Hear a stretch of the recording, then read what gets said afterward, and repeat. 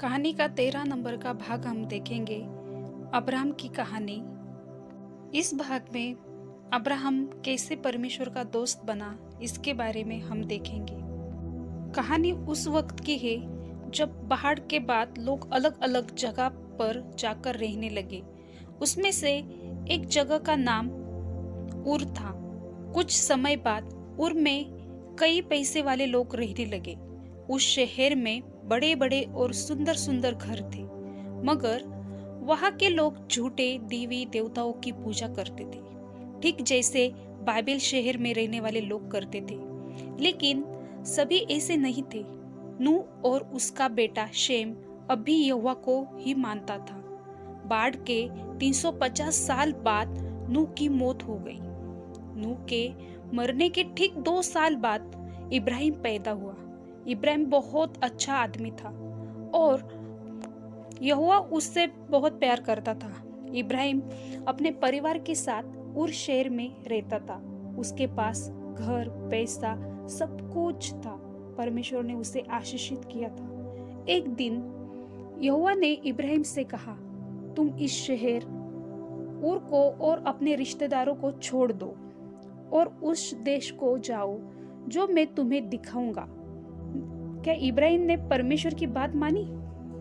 जी हाँ, इब्राहिम ने परमेश्वर के कहने पर उर देश को छोड़ दिया।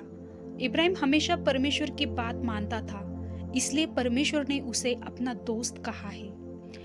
जब इब्राहिम ने उर शहर को छोड़ा तो उसके परिवार में कुछ लोग भी उसके साथ गए, जैसे उसकी पत्नी सारा, उसका पिता तेरह और उसके भाई का बेटा लूत। चलते चलते वे सभी काफी दूर हरान देश पहुंचे। वहां इब्राहिम के पिता तेरह की मौत हो गई। कुछ समय बाद इब्राहिम और उसका परिवार हरान देश से निकलकर कनान देश पहुंचा। वहां यहोवा ने इब्राहिम से कहा, मैं यही देश तुम्हारे बच्चों को दूंगा। इब्राहिम वहीं रुक गया और तंबुओं में रहने लगा। परमेश्वर ने इब्राहिम की खूब मदद की। इस वजह से इब्राहिम के पास ढेर सारी भेड़ बकरियां और दूसरे जानवर हो गए। उसके पास बहुत से नौकर चाकर भी थे, मगर इब्राहिम और सारा का एक भी बच्चा नहीं था।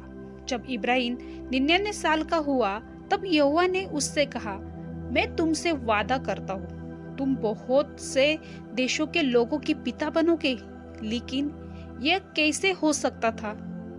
इब्राहिम और सारा तो बहुत बूढ़े हुए थे और अब उन्हें बच्चा होना मुश्किल था। कहानी का अगला भाग देखने के लिए चैनल को लाइक, शेयर और सब्सक्राइब कीजिए।